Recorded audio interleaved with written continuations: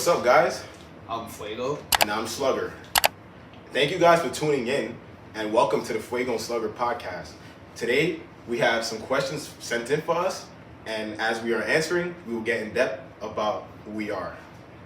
Yeah, so one of the first questions that we got are, what are the plans and purpose of Fuego&Slugger? So, to me, I feel like the plans and purpose of Fuego&Slugger is more just like really creating a good space for like baseball content, baseball fans, Mets fans, and just like really giving you guys raw, entertaining, fun content where you guys could relate, give your opinion, and just like have fun with it. Yeah, to piggyback off of what Fuego just said, I agree that I want to make this very engaging. I want to make this great baseball content and great vibes. This is just like so all of us baseball fans could come hang out through this media here, and just keep this engaging. Just keep it fun. The second question: what inspired you to create this? For me, it was more a coping mechanism to like really get over the death of my grandmother, because like she was like the person that like I really like spoke baseball with, and like always had that connection where baseball brought us together. So like that was like my purpose of like the whole podcast. I brought the idea up to Slugger, and I was like really thankful and grateful that he like agreed to like do this, and we got the ball rolling. So Yeah, most definitely. And I think Fuego also, because without him, I wouldn't know where to start.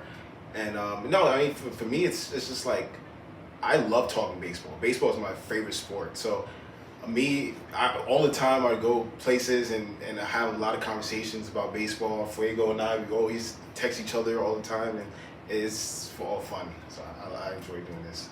Yeah, the third question: when did you guys start playing baseball, and do you remember the first team you joined? I started playing baseball when I was 10. The first team that I played for, and I'm gonna give a quick shout out, Coach Gill and Coach Chantel.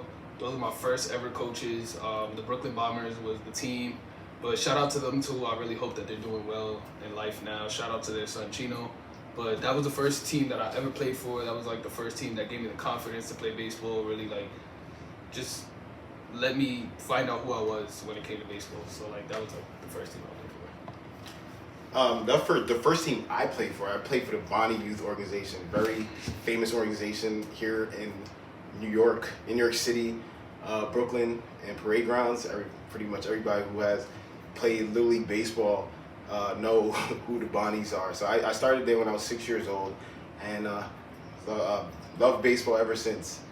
The fourth question: what's the biggest challenge that you still face, even though despite the amount of experience that you've accumulated over the years? Me, it's more like mental. Like sometimes when I do bad in a game, like I'll dwell over that game for like 4 or 5 days.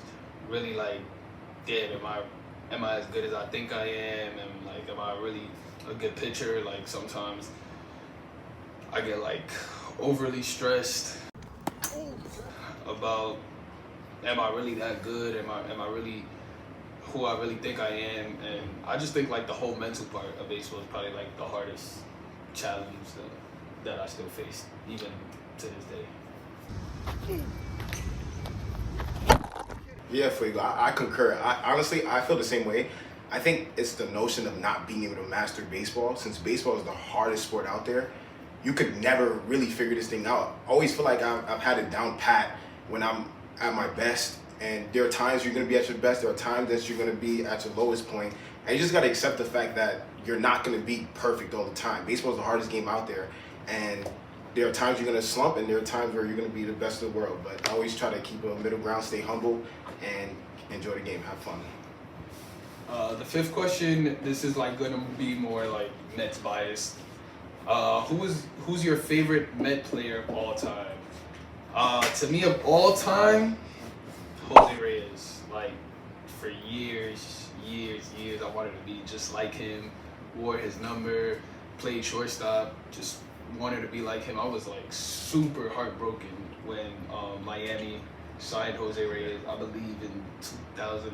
12. Yeah, 11 he won the bag title. I was heartbroken, but Jose Reyes is definitely my all-time favorite man of all time. Like, nobody beats him. You know, with this question, it's hard for me to say because I've been watching Mets baseball for so long. I really don't have a favorite player, but I do love a lot of players throughout the years. Right now, including the player I'm wearing right now, Johan Santana. He was one of my favorite pitchers. I used to throw through I used to mock his delivery, and he's one of my favorite. I used to love Delgado, Reyes, Beltran, Wright. There's so many guys I can name. Cespedes too. Granderson. People always say I look like Granderson, so I always gravitate towards him. So, there's a lot of players out there, and the list goes on. I could keep naming guys forever. All right. So since you like naming people, the next question is top 5 Mets of all time. Mine. I'm gonna be a little funny here. Soto, Lindor, Reyes, DeGrom, Wright. Those are probably like my top 5 Mets. Man, how did I forget DeGrom? I mean, DeGrom is one of my favorite pitchers too. Yeah. So top 5 pitchers, Mets. That's a tough one. We got Tom Seaver, definitely. David Wright has to be up there. I would say Reyes. And this one is tough here. Really tough question. Yeah, Beltran might be up there too. And Darryl Strawberry and Doc Gooden. Doc Gooden has to be up there too, for sure. Yeah, I didn't put any of the old time players because I try to put it like when I really got to watch Mets baseball. Yeah. But the next question, favorite Met position, probably I'm gonna have to say shortstop because probably my top 2 favorite Mets of all time were shortstops, as in Francisco Lindor, Jose Reyes. Plus, I think shortstop is just a really good position. So, I'm a first baseman and I'm a pitcher, so I will gravitate towards those 2 positions. And I will say I love Pete and I love Carlos Delgado. Carlos Delgado is one of my favorite first basemen, as I mentioned earlier. So, and DeGrom, of course, and Johan Santana. So, I'll say pitcher and first base. Next question. Who were you proud of this season and why?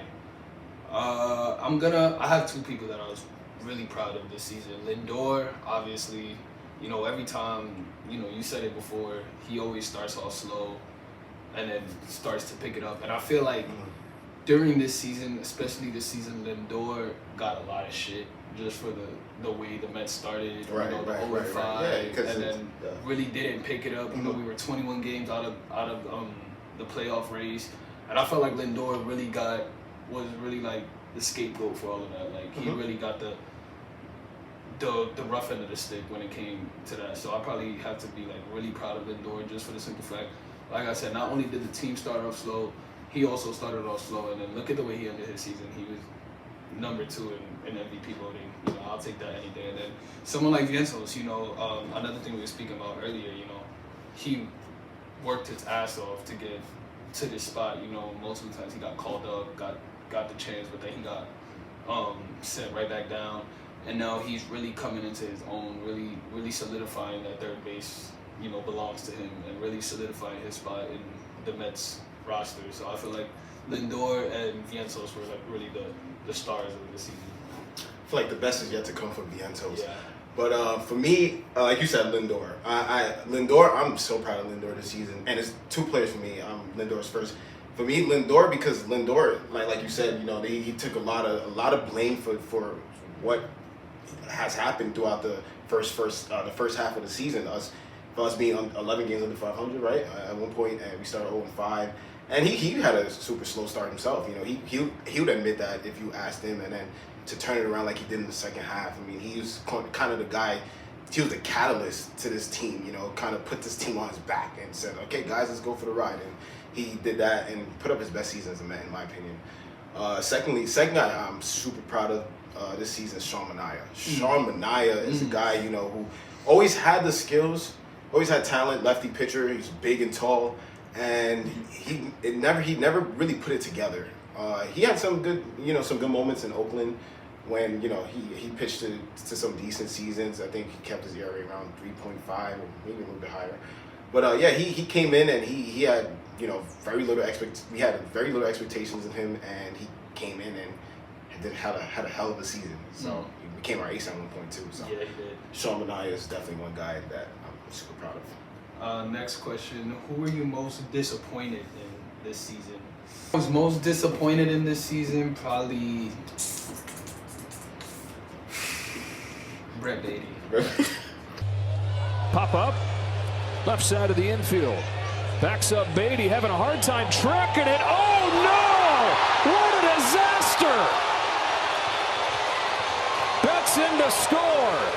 I'm gonna have to say Brett Beatty because it's just like we gave him so many chances. Mm-hmm. 2022 he got the call up. 2023 he played a big majority of the season. 2024 he started off in the roster and then got sent down, but he really never came to the player that we all thought he was going to be. The glimpses that we got where he was really great, defensive wise and offensively. But I feel now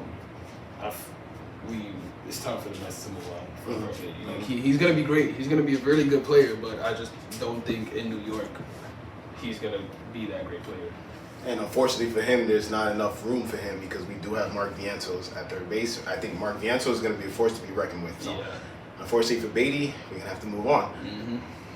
But the guy I'm most disappointed in this season is Francisco Alvarez, because Francisco Alvarez is the guy who last year had a season where he hit 25 home runs, which is phenomenal. Yeah. And you would have thought that he would have added more onto it, or like at least put up somewhat similar numbers, but he really didn't. But in fairness to him, he did also suffer that thumb injury. The thumb injury, and he missed 2 months of the season. Mm-hmm. Yeah, so I got to give him that. But other than that, I feel like he should have made a step up from last year, but he really didn't. Yeah, before we move on to the next question, I feel next season Alvarez is going to be really, really good. Yeah, I feel the same way too. He's going to be, just from what we've seen in the postseason, especially the NLCS, I felt before he was like really trying to force. I felt like everything was more forced. I agree. Like he really wasn't. He also did. He had those kind of patient. I felt like every time he was just trying to be the hero of the game. Right. And I felt when it came to the NLCS, when he finally just calmed down and let the game come to him, that's where he did really well. So I feel like if he just continued that, spring training 2025, and just lets the game come to him, he's gonna do really well. That's right. But let's move on to the next question. Who do you want to see on next year's roster? So like a little 3-player wish list. Okay. For me, I would love to see Roki. Roki has a high ceiling for him, because he's a guy only 23 years old, and he has high expectations as a pitcher. And so far, I heard his camp that he likes Jeremy Hefner, so that's a good thing. I would love to have Sean Manaea back. As I mentioned earlier, Sean Manaea is a guy who came to his own last year and really figured out that Chris Sale mechanics and started throwing from down here, and he became a really good pitcher in the second half of the season. And I'd love to have Pete Alonso back. Pete Alonso is not re-signed with the Mets, and I am not liking that.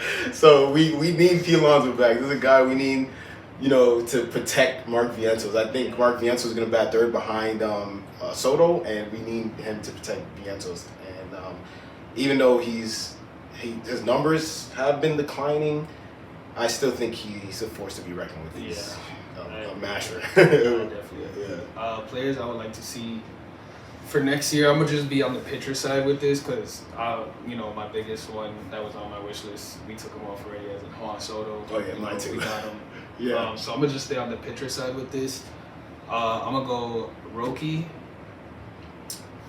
and just I'm not even gonna include him because I really feel like there's gonna be a reunion between Manaea and the Mets. So I'm just gonna go Roki, Buehler, and like I said, earlier, the Mets, it's time to move on from Beatty. I believe they should put him in a package deal for Luis Castillo. So those are my 3 guys. I'll take Castillo, Roque, and Buehler. Those are my 3 guys that I would love to see on the Mets next year. I like that approach. Pitching wins games. Yeah. Plus, we definitely need it. Yes. We definitely need it. They posted MLB posted the projected Mets lineup. You can't have a weak ass rotation lineup like that. I know, right? Like, Yeah. You have Frankie Montas, your 3rd starter. Yeah, I know, and you can't have that as a starter. Man. Exactly. Yeah. You cannot have that's just a very weak rotation. So I believe once we get the pitching right, I believe that's we have it. We have right. the hit factor. We'll hit the ground running. The next question: what could Carlos have done better as a manager? I feel he could have managed the bullpen better. Because I feel a lot of things he did right. He trusted his guys. I feel that's one great thing to have when it comes to a manager: trusting your guys, knowing your guys, having your guys back. He definitely had his guys back. And just really being there for your players. I feel like he really did that. I just feel in late game situations, the way he handled the bullpen, terrible. There were times I felt there were many games Diaz should not have had the ball, and they gave Diaz the ball and he blew it. There's times you can't put someone, and this is gonna go into the postseason. You can't put someone like Phil Manson, who had a terrible season. Yeah. You can't put him in a crazy situation the way he did in the wild card versus the Dodgers. It's a recipe for disaster. So I just feel it was just the way he managed the bullpen was probably like the one thing I think he could have done better, and I think he's gonna get it right this season. Well, I mean, the bullpen is always a topic of discussion. I think the hardest thing to do in sports, in baseball, is manage the bullpen. Mm-hmm. Because, first of all, you only have a certain amount of guys you're limited to use, and throughout the season, I mean, the pitchers get tired, and you gotta go back to those guys at times. Your options are very limited. So, it's always a topic of discussion. Maybe he could have done a tad better job, but I could sort of agree with that. But I think he really exemplified all the qualities of a manager, that what a good manager is supposed to be. Like you said, you mentioned that he trusts his players. That's what you want to do. You want to make your players comfortable. It's more than just baseball itself. Mm-hmm. You're managing people. You're not managing just baseball. So if you have the guys comfortable with you as a manager, then guys want to play for you. So I think the bullpen he could be better at that. And like you said, he's going to learn next year from his experience this year as a manager. But other than that, I mean, I'm pretty impressed by the kind of year he had. Yeah. Plus, he was a candidate for NL Manager of the Year. That's right. I think he did pretty well. Are you proud? The next question is basically piggybacking off of the previous question. Are you proud of Mendoza's work? Just like we said before, he hit all the quality points of being a good manager. He trusted his guys. He did well. Like I just said, he was a finalist for NL Manager of the Year. So I am actually very, very proud of him. And for his first year as a manager, starting 0-5 and then bringing his team to Game 6 in the NLCS versus probably the best team in baseball. So I'm very proud of Carlos Mendoza, and I'm glad to have him at the head of the table. That's right. I actually just answered that question with my answer towards the previous question. But of course, I'm very proud of him. I mean, he put up a great season. I mean, he worked with the guys. He knew how to handle the guys, and I love the fact that he can adjust. I mean, you saw Lindor last year struggling from the 3 spot, and then he moved him up in the lineup. And he knew Lindor was a leadoff hitter in previous years with the Guardians or Indians at the time, and he knew that maybe I can maximize the results from Lindor by moving up in the lineup, and it worked out. Question is, what are your expectations for the Mets this upcoming season? My expectations are obviously a World Series, but also I want to say the top of the NL East division. Like, I honestly think we have all the tools to be the top team in the NL East, even in the NL. Honestly, I think we can overtake the Dodgers as being the best team in the NL. I want a 100-win season. I want more than 100 win.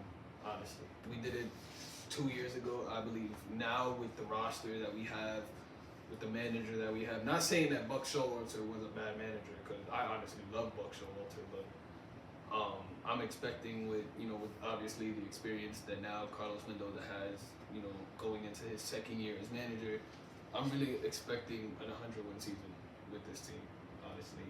So those are my expectations: a World Series, leading the NL East, and an 100-win season. Whether it's more than 100 wins or exactly 100 wins, I believe we're gonna reach that century mark of wins. So yeah, those are my expectations for this year, and I'm really sticking to those.